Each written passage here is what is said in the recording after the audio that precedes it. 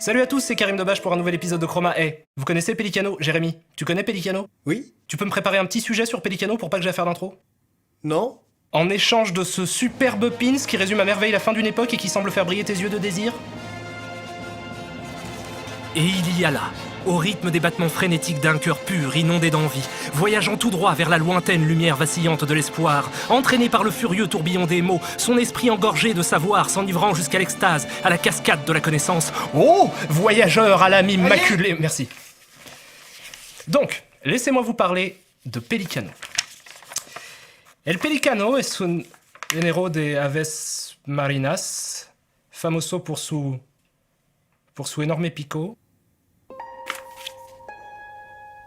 Muy grande, picos. Ok, je vais faire moi-même. Donc, laissez-moi vous parler de l'affaire Pelicano. Con Julia Roberts. Tout commence le 20 juin 2002, lorsqu'Anita Bush, journaliste au magazine Hollywood Reporter, découvre sur le pare-brise de sa voiture une rose rouge, un poisson mort et le mot stop écrit sur une note. Elle travaille alors sur deux affaires. La première concerne les liens qu'entretiendrait Steven Seagal avec la mafia, et la seconde s'intéresse à Michael Ovitz, ancien président de Disney qui, comme Steven Seagal, fait régulièrement appel au détective privé le plus en vogue à Hollywood qui s'appelle Pelicano. Anthony Pelicano, et c'est la raison pour laquelle Jérémy ne pourra sûrement pas terminer sa superbe mais à jamais incomplète collecte de pins. Lors d'une perquisition chez Pelicano, les agents découvrent que ce dernier est en possession déjà d'une flopée d'armes et d'explosifs, ce qui n'est jamais très rassurant, vous en conviendrez, mais surtout d'une gigantesque quantité d'enregistrements illégaux faits à l'insu de ses clients. Des enregistrements qui concernent tout le gratin d'Hollywood. Très bien, celui qui s'occupe des illustrations est immédiatement renvoyé.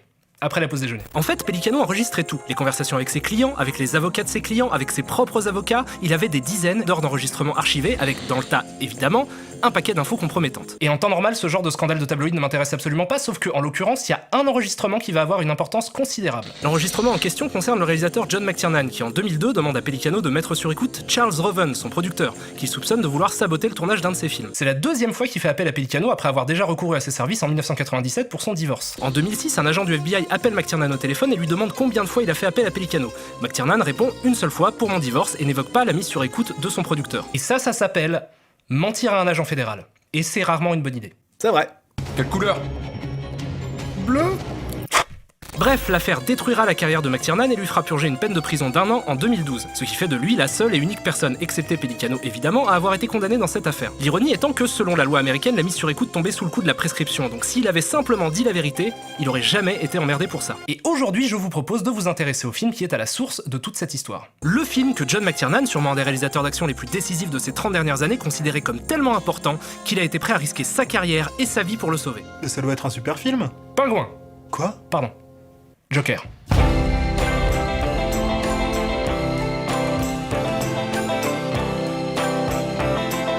Alors, Rollerball est un film nippo-germano-américain sorti le 8 février 2002 aux États-Unis, réalisé donc par John McTiernan, génial réalisateur responsable des fantastiques Predator, À la poursuite d'Octobre Rouge, Last Action Hero et surtout Die Hard 1 et 3, deux films d'action majeurs dont le premier a sûrement redéfini le genre. Excusez du peu. Le film est le remake d'un long métrage de science-fiction éponyme de Norman Jewison sorti en 1975, qui lui-même est l'adaptation de la nouvelle Rollerball Murder de William Harrison. La nouvelle, comme le premier film d'ailleurs, est ce qu'on appelle une dystopie. Stoppie. Ta gueule. La dystopie est un type de récit de science-fiction qui se déroule dans un futur qui a mal tourné. C'est l'inverse de l'utopie. Les exemples de dystopie sont nombreuses dans l'histoire de la fiction. On peut citer les romans Le meilleur des mondes d'Aldous Huxley, 1984 de George Orwell, Fahrenheit 451 de Ray Bradbury, ou encore des centaines de milliards d'autres livres, bandes dessinées, films, séries télé ou même albums musicaux. La dystopie est donc un concept surreprésenté dans la fiction. Simplement parce que le procédé permet de souligner les dysfonctionnements Fonctionnement. Ta gueule. de nos sociétés, en poussant à l'extrême leur idéologie. Une très jolie phrase de Jacques Chambon dans la préface du classique Fahrenheit 451 décrit assez bien ce qu'est la dystopie. Selon lui, cela consiste à projeter dans le futur une situation contemporaine en la radicalisant, en la grossissant, de façon à lui donner valeur de cri d'alarme.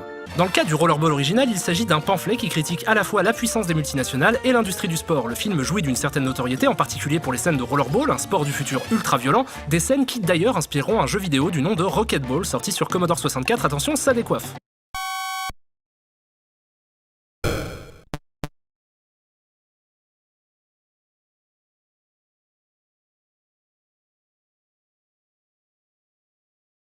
Mais là n'est pas le propos puisqu'aujourd'hui, c'est le remake qui nous intéresse. Donc Jonathan Cross est un sportif de l'extrême qui espère faire carrière dans le hockey jusqu'au jour où son ami Marcus Ridley, interprété par LL Cool J, rappeur-acteur Racteur. dont le pseudonyme signifie Ladies Love Cool James, propose à Jonathan de venir faire avec lui du rollerball, un sport underground ultra violent dont le championnat se déroule au Kazakhstan. Jonathan, le héros du film, est interprété par Chris Klein, qu'on connaît surtout en France pour son rôle dans American Pie, mais qui joue aussi dans le fantastique Election ou L'arriviste en français, le deuxième film d'Alexander Payne que je vous recommande énormément au même titre que tous les autres. Un choix d'acteur assez intéressant intéressant dans le cas de Rollerball. Qui me fait personnellement penser à la démarche de Paul Verhoeven qui choisit de prendre Casper Van Dien dans son génial, fantastique, légendaire Starship Troopers. L'idée étant de caster un acteur beau gosse et plutôt générique pour briser ce côté lisse et fade en les mettant dans des situations extrêmes. D'ailleurs, Verhoeven a souvent fait ça puisque Casper Van Dien n'est qu'un exemple parmi plusieurs autres d'acteurs de sitcom qu'il a débauché. Je vous avoue par contre qu'un détail me trouble. Dans Rollerball, comme d'ailleurs dans American Pie, le personnage de Chris Klein a du mal à pécho. Imagine un patelin où même les bouffons blancs dans ton genre arrivent à tirer leur coup.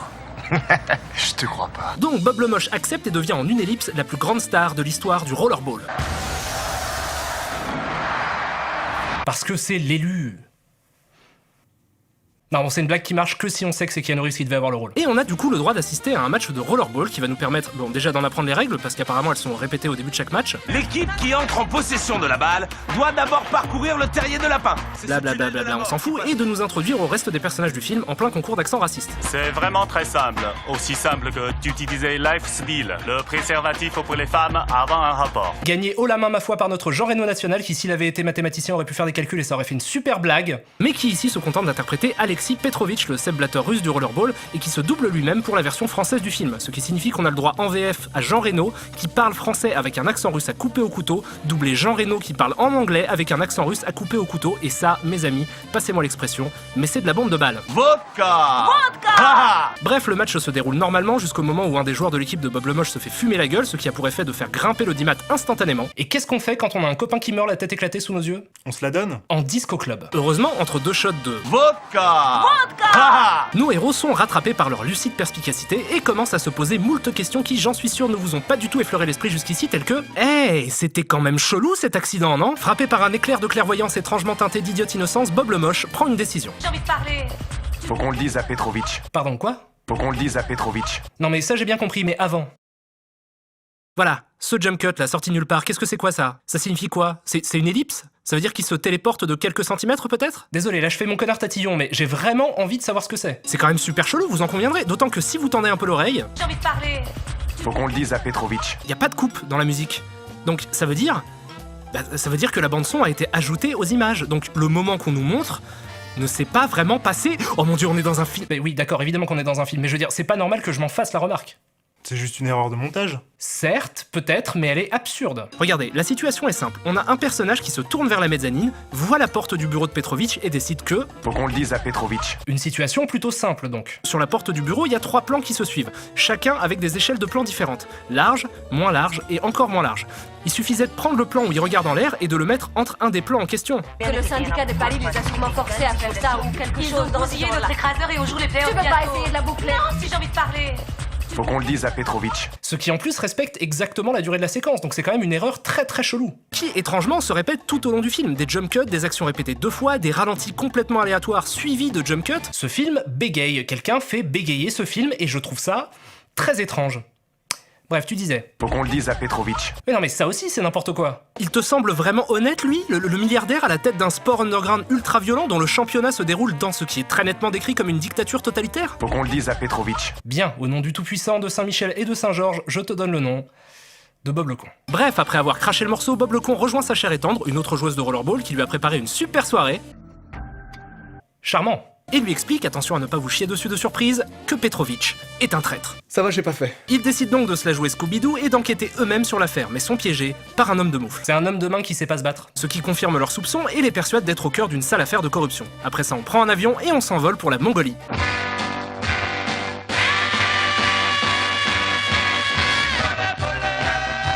Je ne veux rien savoir. Et match après match, accident après accident, l'étau se referme sur le Scooby Gang jusqu'à ce que Ladies Love Cool James lui-même soit victime de ce terrible sport qu'est le jeu de boules.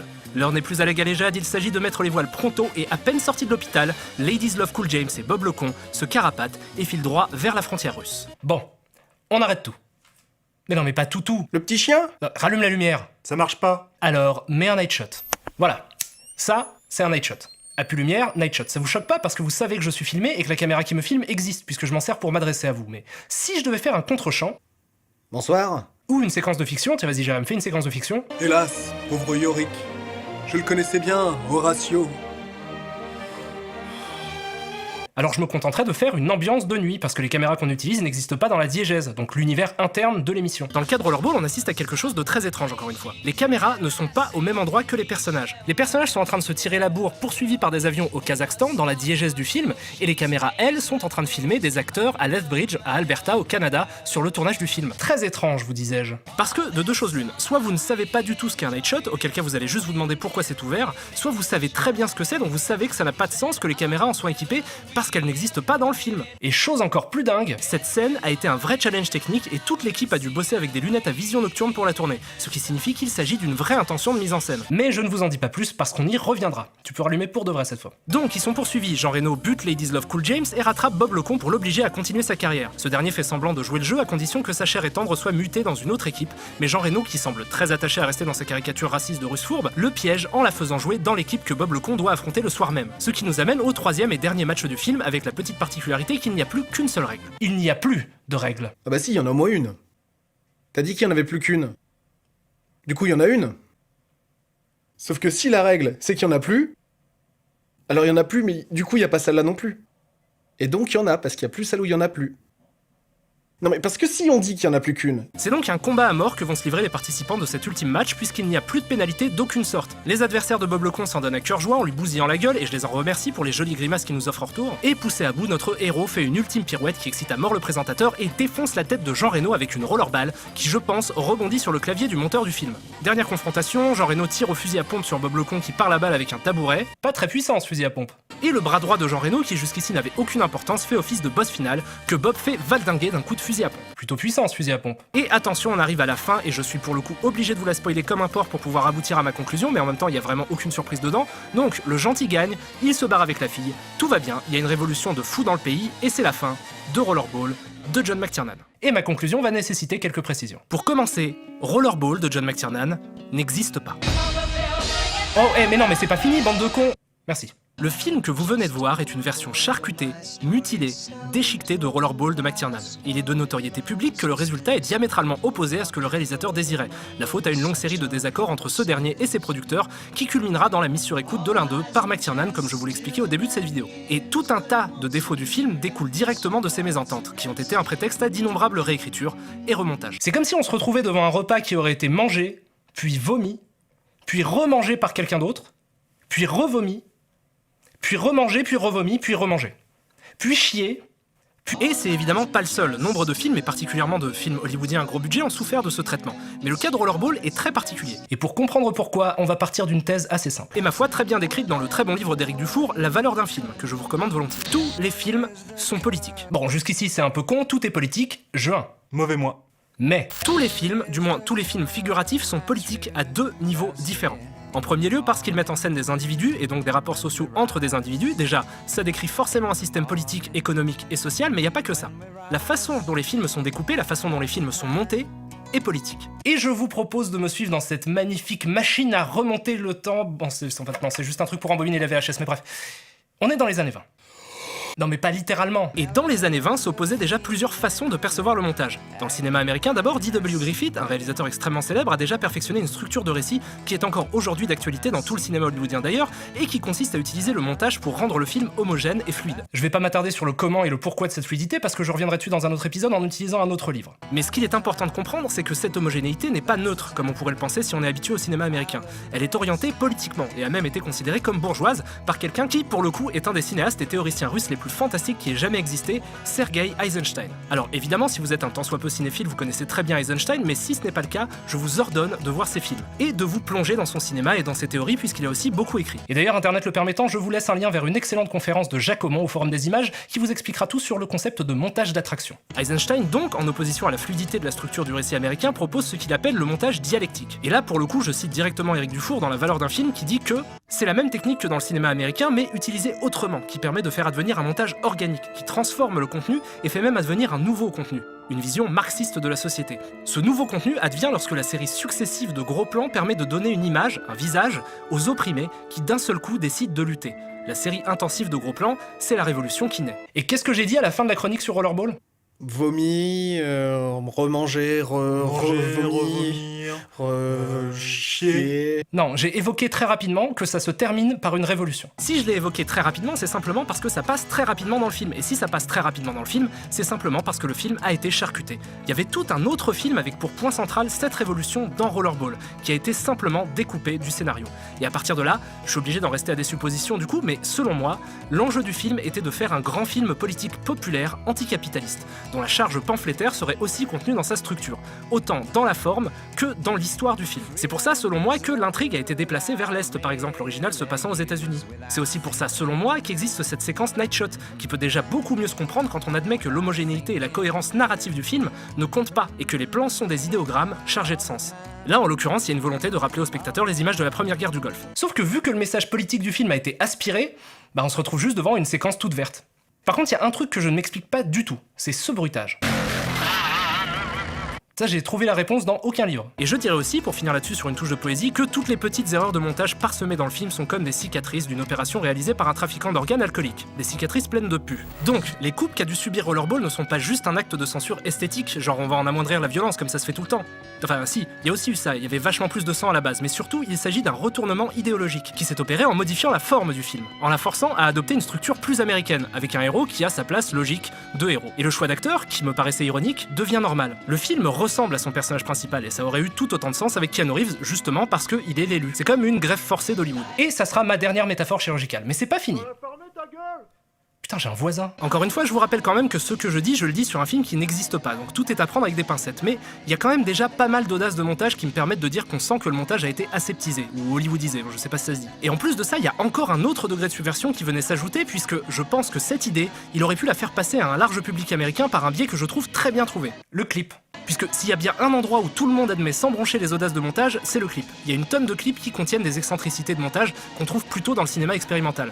Et dans Rollerball, on sent clairement, et ça même dans le film qui existe, une volonté de détourner les codes d'MTV. Mais vu que toute la charge critique du film a été évacuée, ça les détourne pas, ça les utilise d'une manière tout à fait classique. Voilà, c'est pour ça que je voulais vous parler de Rollerball, ça me paraissait être un cas très particulier et assez fascinant. Même si ça me fait un peu chier de le faire parce que... John McTiernan lui-même a demandé à ce qu'on oublie le film. Donc vous pouvez toujours le regarder si vous le sentez, mais il va falloir faire l'effort de l'oublier. Et pour l'oublier, en plus d'Eisenstein, regardez d'autres McTiernan. Voilà, il a quand même chié une pelletée de chefs-d'œuvre, bon, que vous connaissez sûrement, mais vous pouvez aussi regarder ses films moins connus, comme Nomads, Medicine Man, L'affaire Thomas Crown, Basic, Le 13e guerrier, qui lui aussi en a chié pour le coup. Bon, il n'y a pas que des classiques dans ce que je viens de citer, mais je considère tous ces films comme très intéressants. Bref, regardez ces autres films et servez-vous-en pour évacuer Rollerball, pour ne pas laisser McTiernan devenir un nouveau Maurice Foron. Maurice qui ? Bon, c'était il y a 2 mois, j'avais besoin de prendre une petite pause entre 2 tournois de bobsleigh. J'étais en quête d'aventures nouvelles et je suis allé dans un bar dans lequel j'avais jamais foutu les pieds. Le bar était super bien entretenu mais complètement vide. Je me suis dit, cool, j'aime pas les gens. Je commande une bière, le barman me la sert et ouvre la conversation par un « Salut, moi c'est Maurice Foron. » Enchanté, lui répondis-je, moi c'est Karim. Dis-moi, c'est un chouette bar que t'as. Pourquoi c'est tout vide ? Et il me répond en me disant, tu vois ce bar sur lequel tu poses ton verre ? C'est moi qui l'ai construit. Scié, cloué, collé, vissé. Tu crois que les gens dans la rue ils disent « Hey, c'est Maurice Foron ! Il a fait son bar de ses propres mains !» Non, ils disent pas ça. Et tu vois ce tabouret sur lequel ton cul est posé ? C'est moi qui l'ai fait. J'ai fait tous les tabourets de ce putain de bar. Scié, collé, cloué, vissé. Et tu crois que les gens dans la rue ils disent « Hey, c'est Maurice Foron ! Il est tellement perfectionniste qu'il a fait tous les tabourets de son bar !» Non, ils disent pas ça. Par contre, t'encules une chèvre une fois...